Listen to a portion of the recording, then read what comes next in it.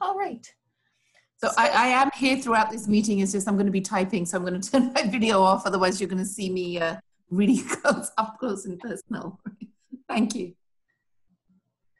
I'm going to unmute everybody for just a moment. And I'd love to hear what you played with over the week. Your sense of being ready for anything, if you noticed some differences in perhaps getting in and out of a chair or any other way. If anybody would like to share, we'd love to hear you. Yoshi, are you raising your hand there? No. Okay. My wife and I went for a nice long walk, about 2 miles. Uh-huh. Good. And how did it feel getting out there and walking? Oh, my wife likes to walk. But yeah, I enjoyed it. Good. Good, good, good. It's always nice when both of you are enjoying it.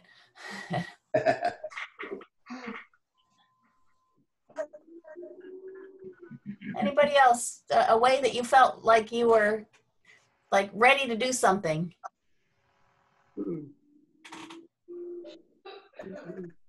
Just this morning, I did a lot of the things with my feet, and it feels much better now. So by playing with your feet, doing some of the movements of the feet, yeah, you feel better. Yeah. So did you do that from what you remembered, or did you look at the video? I did it from what I remembered, and I've done gyrokinesis in the past, and we do some of that with that too. So I was doing a combination.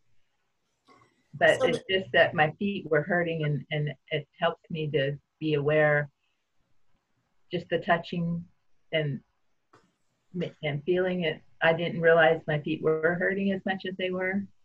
I ignored it. So this was good. That building the sensitivity to know, does this movement feel good or does this not? Are my feet hurting or not? And some touch really helps. When you can touch a body part, you can feel, is it stiff or is it flexible? And the exploration and the play, I really encourage everybody to do that. I'm not trying to teach you specific movements. I'm trying to teach how to sense when something feels better than something else. Because it's that ability to sense that allows you to keep your balance and to move more easily. This is Jerry. I have a couple of small tears in one of my rotator cuffs, and I have trouble moving my arm certain ways. But because of this class, I thought about a different way of turning it, and it made a difference. It took the pain away, and the functionality was improved. So cool. It didn't apply to my feet, but otherwise. To the arm, yeah. If you move, I'm guessing you probably did something where you moved your torso to make it easier for your arm to move. It was more like I rotated my arm. Okay. Before I moved the shoulder, and it made a difference. Because when you rotate that arm, it goes into the shoulder differently. It moves the shoulder joint and the collarbone differently. Yes. And just that thought that, oh, I wonder if there's a way I could move that's more comfortable. That thought leads to infinite possibilities. So good job at applying the class. Thank you. Yeah.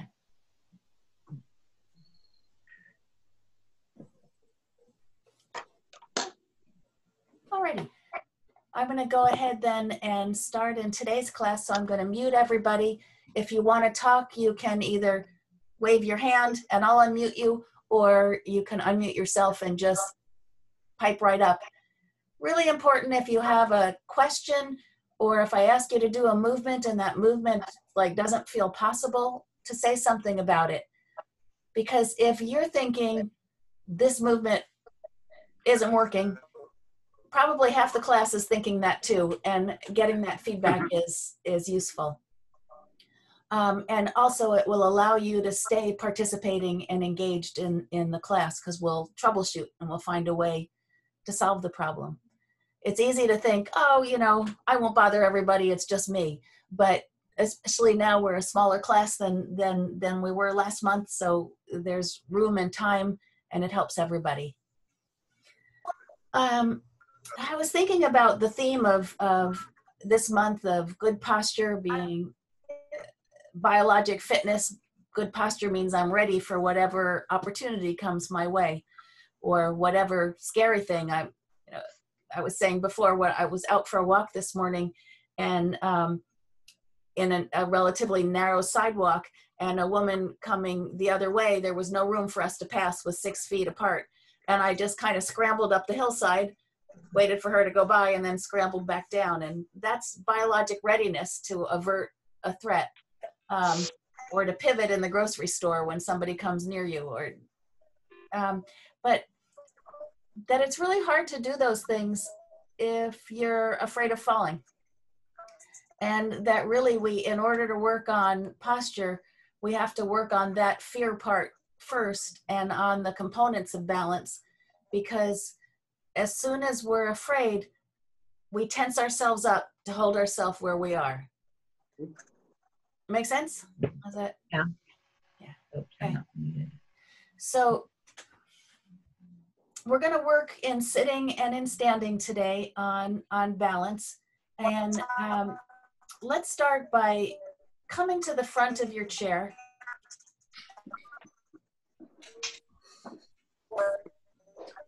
And that sounds easy, but it's not always so easy. We're very, oops, let me mute everybody because yeah, there we go. We tend to think that, well, to get to the front of your chair, you don't have a back to lean on. So you're relying on some different points of support. So what points of support do you find that you have when you're sitting at the front of your chair? There's your feet on the floor, and then there's your 2 sit bones. So there's 4 points to balance on. And of those 4 points, how are you distributing the weight right now? Are you sitting more on one sit bone than the other?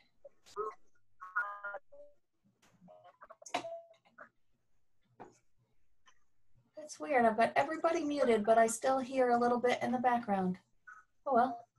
Irene, this is what happened to us yesterday when we had everyone muted, and before we were bombed, like we just couldn't do this. So I just want you to guard. Okay. Well, everybody has to come in through the waiting room, so we just won't let them in. If somebody comes in now.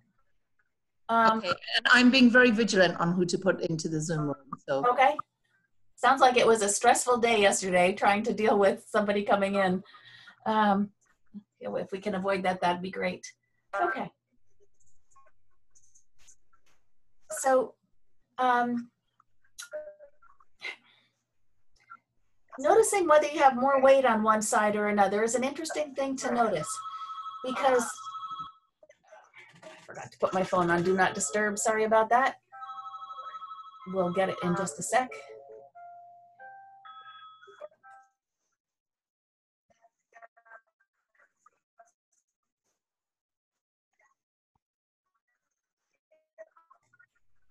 Okay, let me just push that Do Not Disturb button.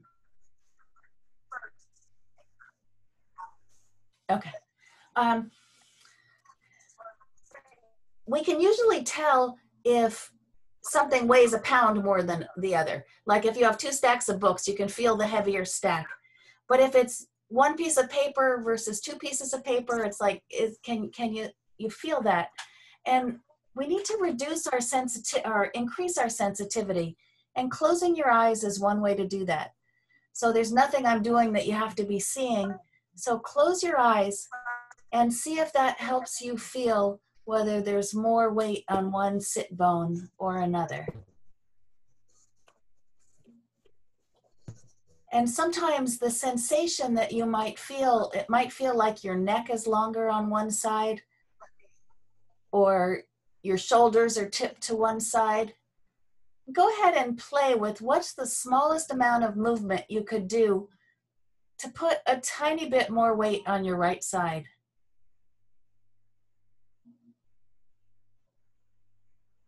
Like it's such a tiny movement that I couldn't see you do it looking at you in Zoom. And then try just a tiny little movement to put some weight onto the other sit bone.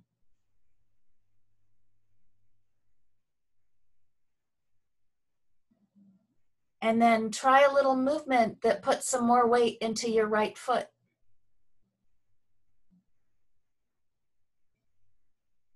And try a little movement that puts more weight into your left foot.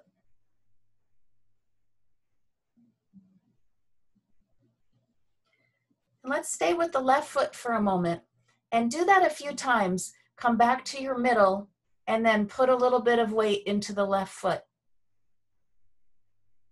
And how do you do that? Where do you start the movement? And how does your foot receive it?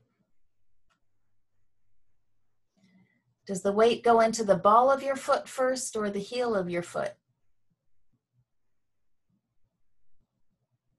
If it goes into the ball of your foot, does it go out toward your the base of your fourth toe? Or does it go more toward your big toe?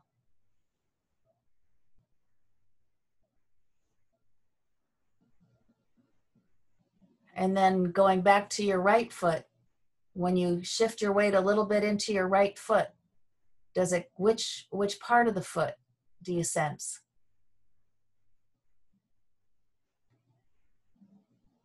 And it's an interesting feeling, and I know a lot of you have neuropathy in your feet, so sensing the bottoms of your feet isn't so easy, but you might sense it in the top of your feet.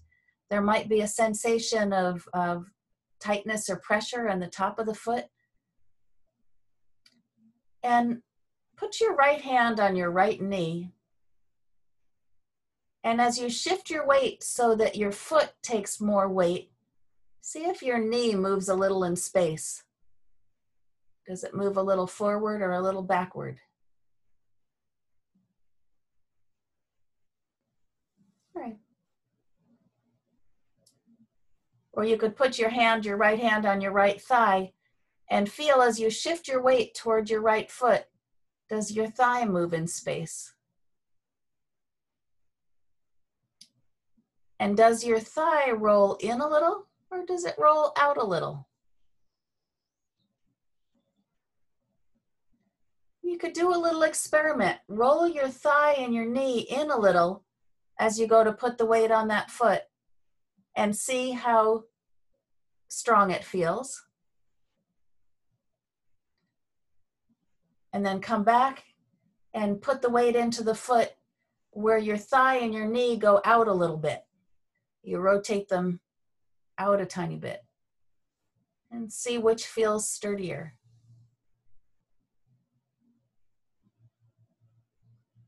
And there might be some difference in sensation. If you go back and forth, once do it and let the knee roll in and feel, what do you feel in your ribs and your belly?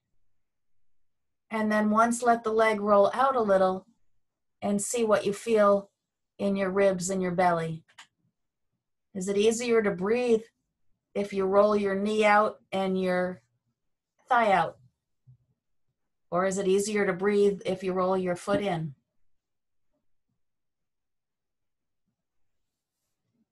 And pause for a moment.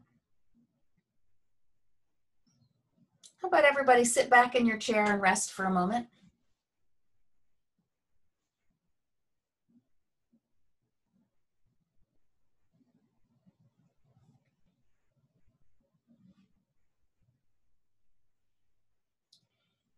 And then come on back to the front of your chair.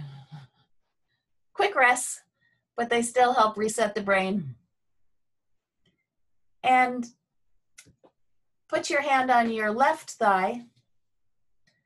And on this foot, try and transfer your weight a little bit into the foot and experiment with what's it like when it goes toward the big toe or what it's like when it goes to the fourth toe. And especially feeling what your belly and your breath do. Does one hold your breath? And does one allow you to breathe?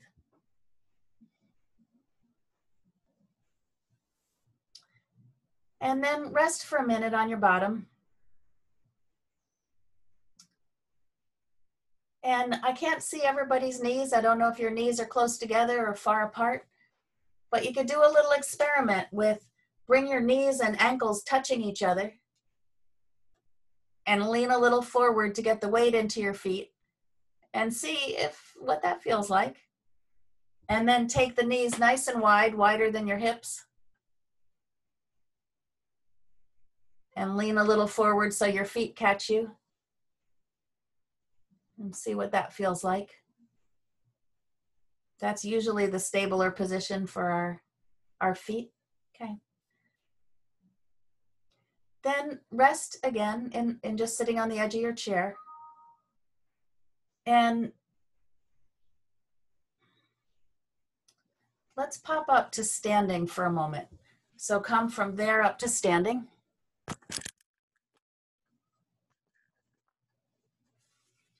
And I'm going to stay seating because that'll work better for the picture. Put your hands right in the line, the crease of your pants. So where your thigh connects to your torso. And begin to push your bottom a little bit backwards. So it's as if you want to push your bottom toward whatever's behind you a little bit. And when you push your bottom back like that, notice how your head begins to come a little forward. Because if you brought your head forward without taking your bottom backward, you can try that just a little bit. If you like reach forward with your face, you get a little tippy. The weight goes into your feet and you could feel how you could fall over forward. Know that you can put your hands on the chair or something if you want a little more support. But if you can, with your hands on your bottom, take your bottom backwards and see if you can sense, does one side of your bottom go back before the other side goes back?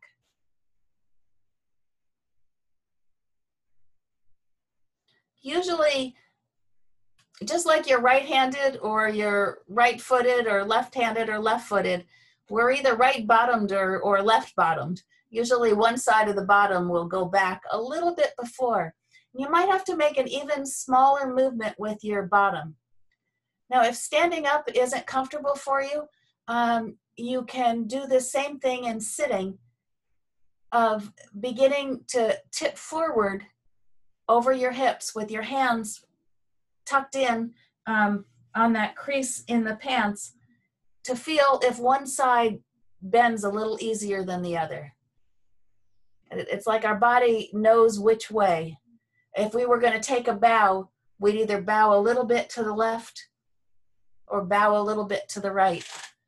Go ahead and try that. Try just bowing in one direction and see if, yes, I definitely have a side that I bow to a little easier.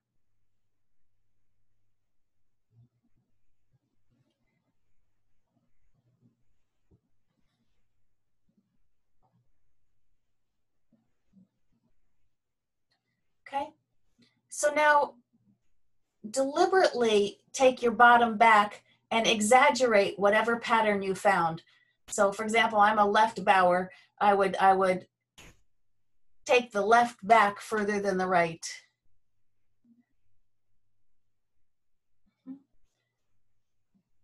And then deliberately bow the other way. So take the other side back first. And feel how deep you can bow is based on how far your bottom can go backwards. The more you push your bottom backwards, the deeper you can bow without tipping over. So you're counterbalancing your bottom and your head. The bottom has to move for the bow to happen. This is the movement that I see gets challenging for many people who have had Parkinson's for a long time, that folding at the hip joint. Now, if you instead you put your hand on your belly and you try to bend in this part of you, try it. You can feel you can't bend very far there. Our vertebrae aren't meant for bending at the waist, but they're meant for, where our bodies are meant for bending at the hip joint. And so it's easier to stick your bottom back when you fold at the hip joints. So now you figured out how to take your hip joints backwards in one way or the other way. Now try to do them exactly simultaneously. I'm seeing a couple people sit down. Let's have everybody have a sit down break for a sec.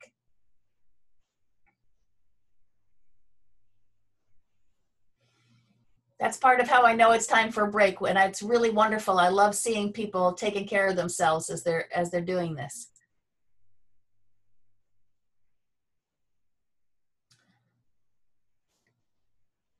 And in sitting, tip forward and feel how there's still probably that one side that wants to go a little faster than the other. Deliberately take that side and go down, and then turn your torso, turn your sternum, and try the other side, like you're bowing to the other side of the room. And then in sitting, try and find that moment where both sides are going back at exactly the same time. And I find when I first start this, I make a tiny little movement, and even I go 1/8 of an inch, and I can feel, oops, I'm leading with that side. And then exaggerate the other side a few times and try and bring it closer together so that the two go at the same time.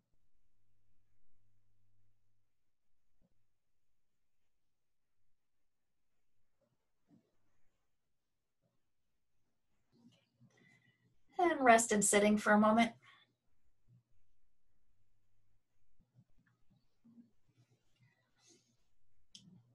So a couple times in sitting, open up your hip joint so that your shoulder and head go backward a little bit.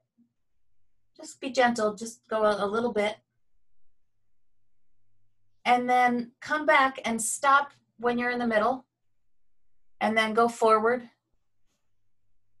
And then stop in the middle and go backward. And stop in the middle.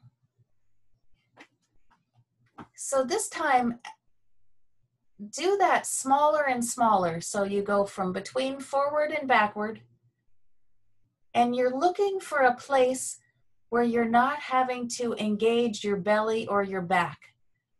Because if you go a little too far forward, your back has to keep you from falling over. And if you go a little too far backward, your belly has to keep you from falling over. So you're looking for a place that your belly's relaxed and your back is relaxed. You're kind of like a pendulum that's swinging forward and back, getting smaller and smaller and smaller, finding that place between front and back.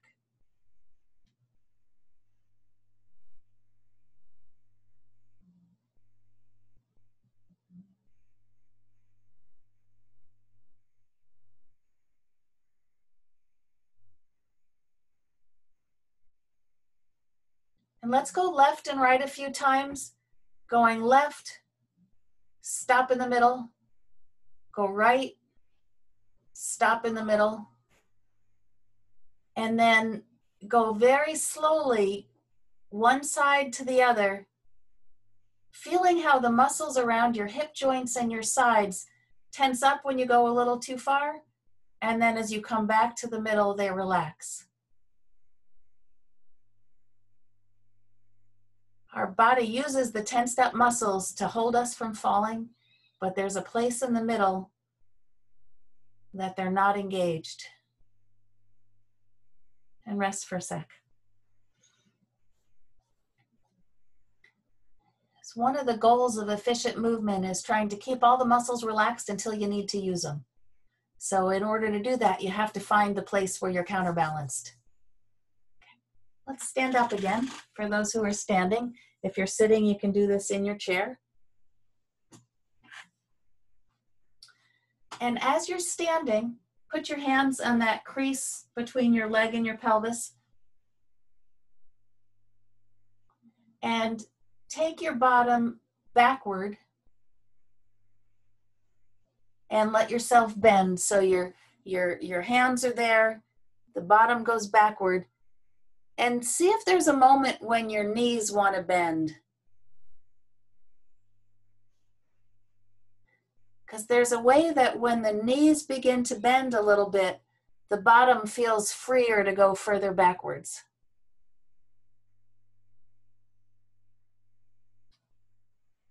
And when the knees bend, try and aim them out over your fourth toe or your third toe. If you aim, you could experiment, try aiming the knees over your first toe. It doesn't feel so good. It puts a lot of pressure on the inside of the knees. But if the knees stay angled out a little bit, you can get your bottom to go back further. And if this is scary, you could put your hands on your desk that the computer's resting on and take your bottom backwards a little. I recommend doing that. You'll find that if your hands are on a nice solid surface, it feels a lot safer to explore this. And the safer you feel, the better off you'll be for sensing. So you might have a dresser in your room you could lean on. Even a high dresser is a good thing to lean on, to play with your bottom going back. Okay. Good. Irene, I had a question on Yeah. that one. When I bend down, I don't need to bend my knees at all. You don't. So you can bend down just from the waist, and you can get pretty far. If you take your bottom way back, you can get far. But if you want to say get down into a squat, that's when you need to bend your knees. Or if you want to be able to lower your bottom enough to reach a chair, that's when bending your knees is going to help. So Okay. yeah, they're both valid movements to do it without the knees and with. Good question, Yoshi. Okay, let's sit down and rest for a moment.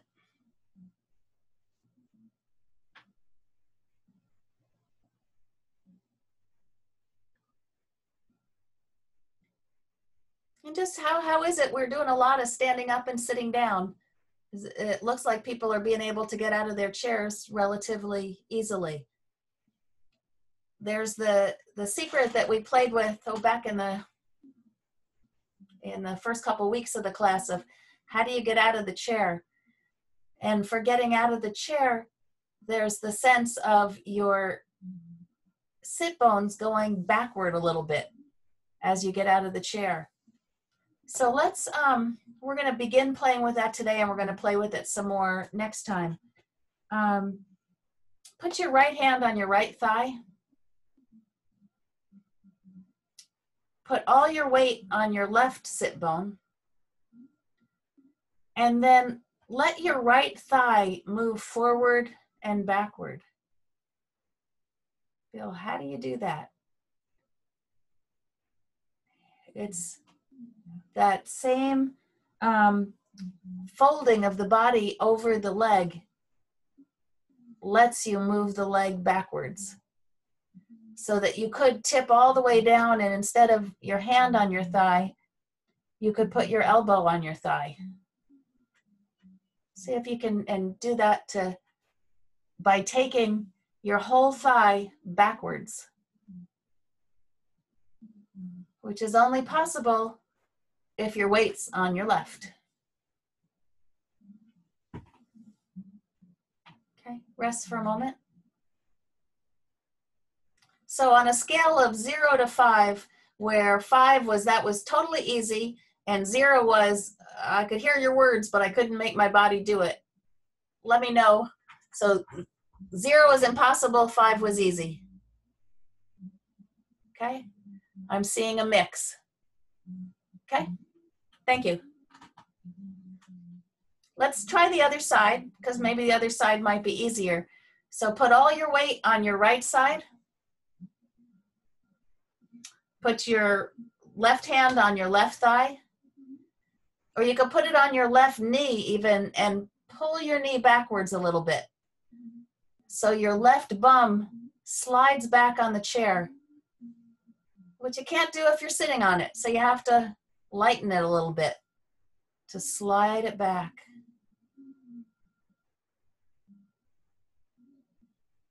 Good.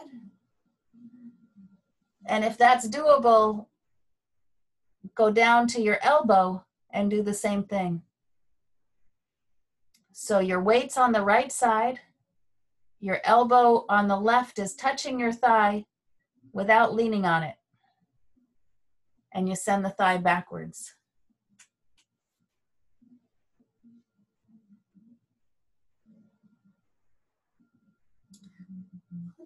Let's rest for a sec.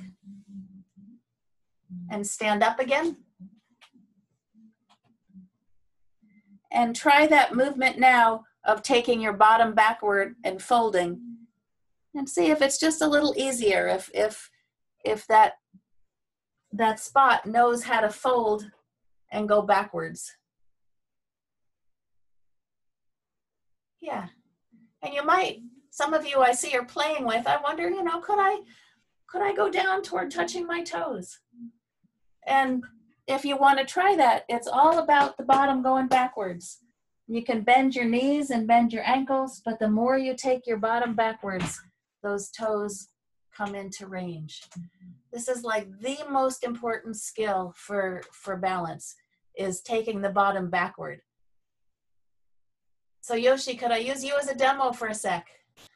Okay, see that bright red bench behind Yoshi? Let me pin her video. I'm going to spotlight her. So as you begin to bring your bottom backward, try and just touch that chair cushion with your bottom. And then come back up.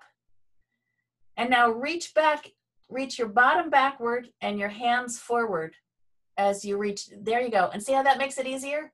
That kind of pull, it's a dynamic pull. Yes, there you go. Okay, thank you. Let me, now I got to figure out how to unpin you.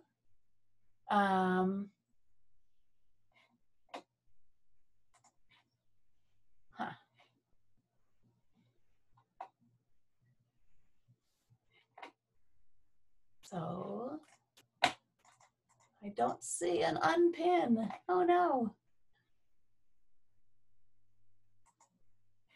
Not there. Hit gallery view up in the top corner. Okay, great. That fixed mine. Does everybody else back to a view of either everybody or the speaker? So as you're standing up, or go ahead and stand up, everybody, however you do it. And then to go to sit down, reach your hands out in front of you as you fold in the hips and the knees until you can touch your chair, and see if you can do that thing where you touch it and come back. The further you reach forward with your hands, yeah. And when you go down, reach back with your bottom and forward with your hands. That folding. And then have a seat. So when I'm teaching roller skating, we have a thing called "Oh no, get low," which is you stand up, you lose your balance, and you grab for your knees. And let's play with that for a moment. So stand up again.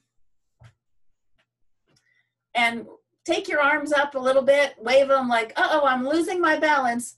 And then fold and grab your knees. Oh no, I'm losing it. The bottom goes backward. Yeah.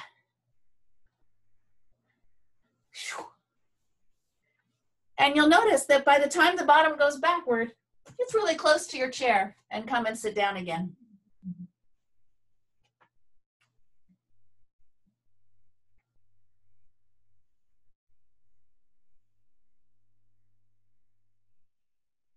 Okay. And just feel, has it gotten a little easier to sit on your chair? I know for some people sitting up toward the front of the chair is a real stretch to be able to balance themselves. But play a little bit now with taking your weight a little forward over one hip. And if you can go a little further without feeling like I'm going to tip over. That there's some kind of counterbalance. Yeah. Good. And you could try, imagine tipping over a little bit in one direction. So begin to tip. And let's do it in this direction we've been bowing. You come forward, and then to get back to upright, try and snap back to upright. Yes. And you feel how your sit bone helps? It's like there's a magnet between your sit bone and the chair. And if you think of that magnet going zoop, it pulls you right back to the middle. And then tip in a different direction and let the other sit bone magnet zoop back to the chair. And then find a new direction to tip and let the sit bone magnets bring you back. And just kind of be playful, like you're one of those tippy dolls, and then you have a magnet in your butt that brings you back.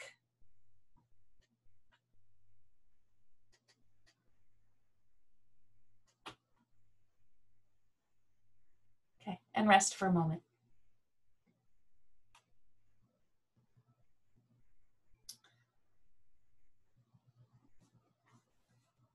Just making a note for next time.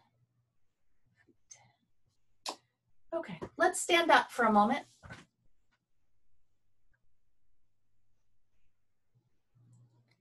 And experiment a little bit with the opposite direction, so we've been folding in the hip joints. If you want to look at the ceiling, it's going to help to push those hip joints forward. So if you push your waist forward and your whole pelvis forward, take a look at your ceiling. See if there's any spiders up there that building webs or cobwebs. And then come back to neutral by moving your pelvis. And do that a few times. You push your pelvis forward, look for the spiders, look in all the corners of your room. I see 3 in one corner of my room. And then bring your head back, your pelvis back. And as try it again, looking at the corners, going slowly, and see what do you do with your pelvis to help you look to the right a little bit, or look to the left a little, or look behind you. These little subtle movements of your pelvis are what allow you to look in different directions.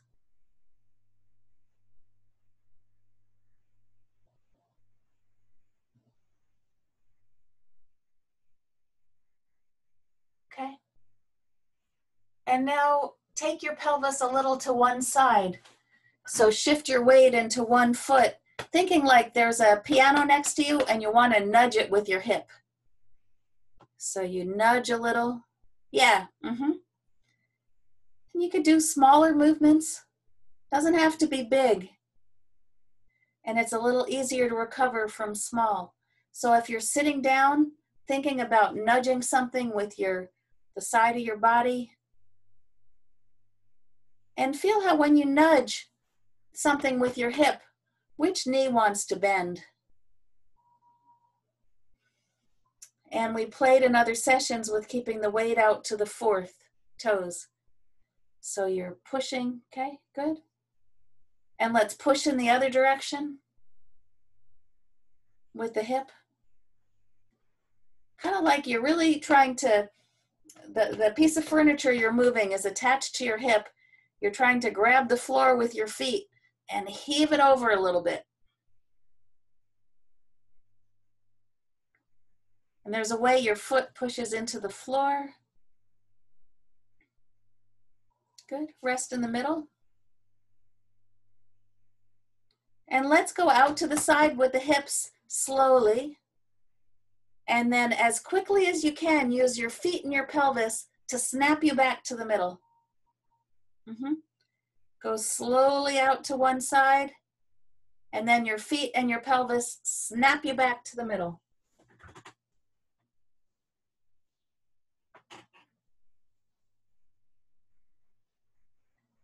And then try a different direction. And for those of you who are sitting, you can do this in sitting, but just try slightly different angles, but lead with your pelvis to get there to the angle, and then lead with your pelvis to come back to the middle.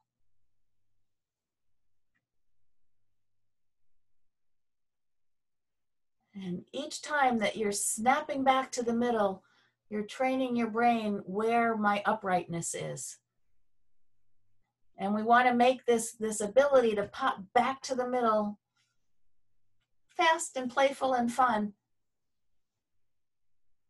And it starts with the feet and the hips. Try doing it just from your feet.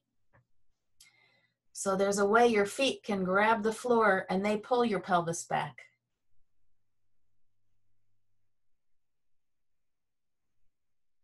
And then try doing it from the pelvis, where you try to move your pelvis right back to the middle.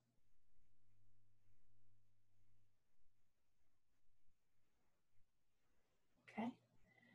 And then try this next one with small movements. So if you get a little off center, try using your shoulders to bring you back. Or your head to bring you back.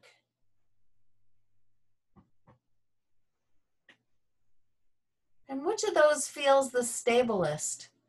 When you use your feet and your knees and your hips, or when you use your shoulders and your head?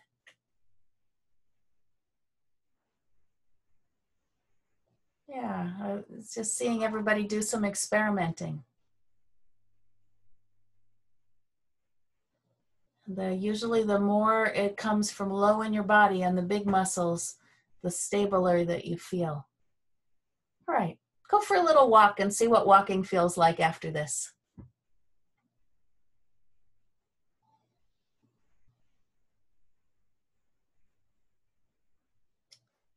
If there's a difference in how your hips bend, notice when in your walk, there's that little sense of your pelvis almost going backwards as your leg folds.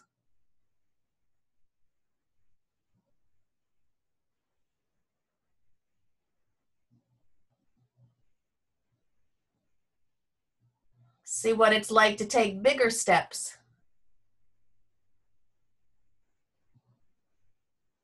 I feel like I have more of a swagger. You have a swagger, okay?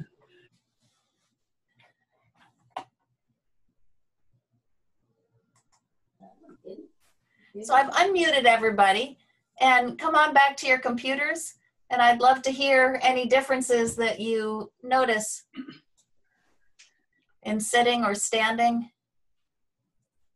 walking.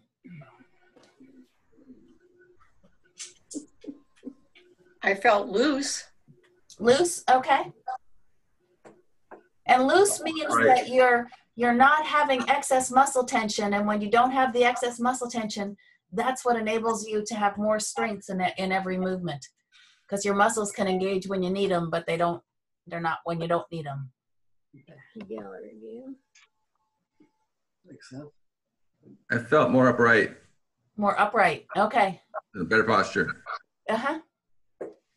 Because our posture gets out of whack when the muscles on one side are tight. And that happens when we're afraid we're going to fall over. So we tighten things. And this helps find that middle. Yeah, I really felt off, and like my left side was frozen. It makes it, you know, that's the same thing. You clench up more when you're off and, you know, dragging it along. Yeah, and it's like Parkinson's, you know, for many people, it's more on one side than the other. And so one side tends to not have as good sensation. It freezes more, it gets stiffer. And this technique helps you learn at least a little bit more how to compensate for that. Yeah, with your brain. Anyways. Yeah. Other comments, questions?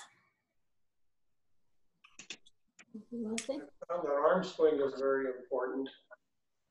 Yes. Did you note did today make any impact on your arm swing? I've worked on that constantly, and yes, it does make a big difference. Okay. Yeah, the arm swing comes from the body twisting. That's what makes our arms swing. Or even when just our hips twist, like I'm now twisting from the pelvis, the arms swing naturally. This is not very helpful to just move from the shoulders. So all the work we've been doing to get our torso able to round and arch and bend, all helps the arm swing. And it's like the arm swing is the result of the torso moving. It helps your balance too. Say it again, please. It helps your balance also. The arm swing. Yes. Yes, but it helps your balance most when it's coming from your sternum, that it's your sternum swinging a little bit. Because it helps get the weight, half of your weight in front, half in back, half left and half right at every moment of the walk.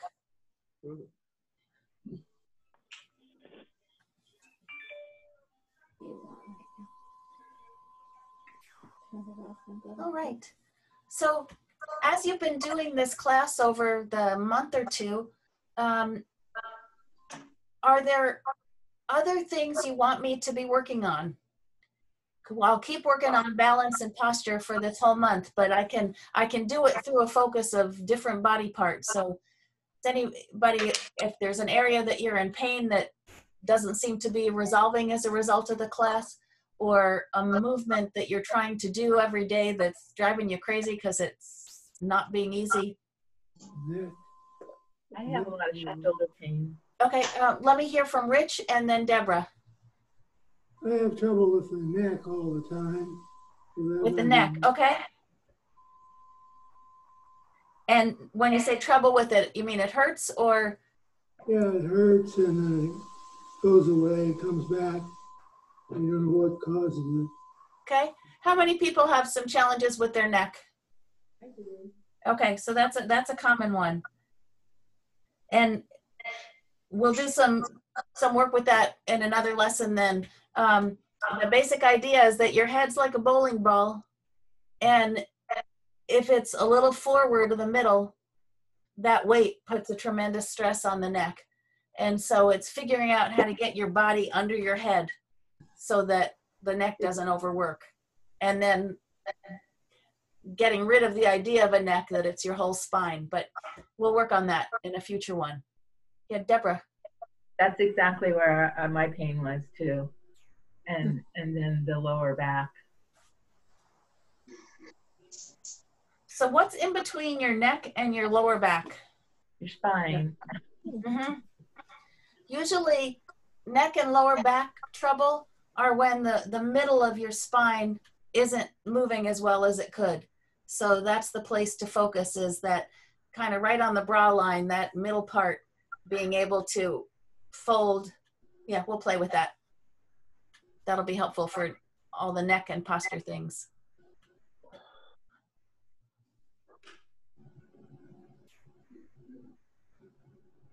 Okay. And I had another question and it just flitted away. I'll remember it for next time. As soon as we hang up. Yeah, that's always the case. Or else at 3 in the morning when I can't sleep. That's when it comes back. How's everybody doing with sleep?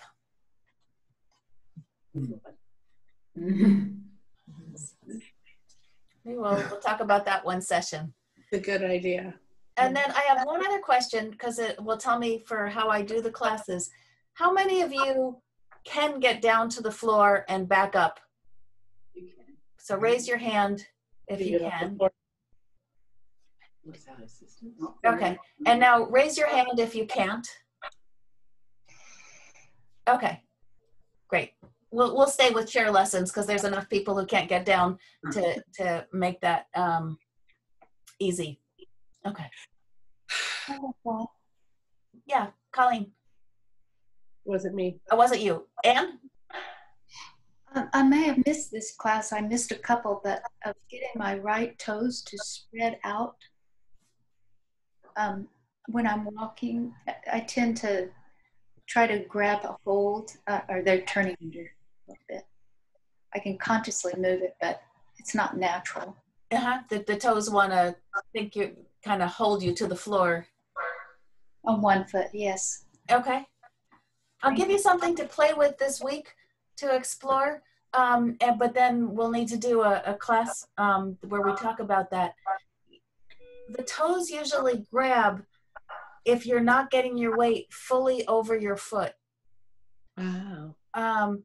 So most people, when they stand up with one foot in front of the other and you're transferring your weight onto the front foot, most of us have a pattern where on one side we get fully over the foot and the toes spread out, and that on the other side we don't come quite far enough forward and then the toes grab and hold on. So playing with noticing when you're walking, does your nose come over your foot? Thank you. Yeah. Alrighty. Well, thank you everybody for coming to class today, and I will see you all again on Thursday. Thank you. Thank you, Irene. You're welcome. Thank you so much. Bye. Thanks, Irene. Bye. Bye. Bye. I'll sign up for the Thursday one. Thank you, Irene. Oh, I'm so glad that went well. Okay, Irene. I was just so worried after yesterday's Zoom when we heard bombing. those little sort of, why are there sounds when there's Yeah, no... and that's exactly what happened yesterday. We couldn't, like, everybody was muted, you know, including the speaker, and we just could still hear. So it's almost like a echo sound in Zoom. I don't know where from the mixed signals, or, you know, it's just bizarre. But that was what worried me. So I have an Alexa in my room, and Alexa just said, I don't know that. Could be Alexa talking, right? It's just... What the map is on your wall, Irene, on your door. You have a map. The map down in my other room? Yeah. That's the Lake Sammamish watershed. So it's all the creeks and streams that drain into Lake Sammamish. That's wow. Cool. Yeah. And I got a speaker hooked up after your suggestion, and it really, I don't know why I didn't think about it before. So good. We got volume now. Thank you. You're welcome. Bye. Bye. Bye, Irene. Bye, Mira. I'm going to end the meeting here unless, do you have anything you need to talk about today?